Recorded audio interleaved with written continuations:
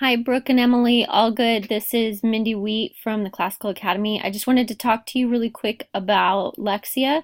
Currently, Emily, you're working on level 16 of Lexia, and it looks like there are a lot of ones that are creating a lot of repeats, even like right here it says 103 repeats for idioms. So I wanted to show you some of the information on this. So what I see on my part is if you look over here, you had to do this one activity for prefixes 15 times.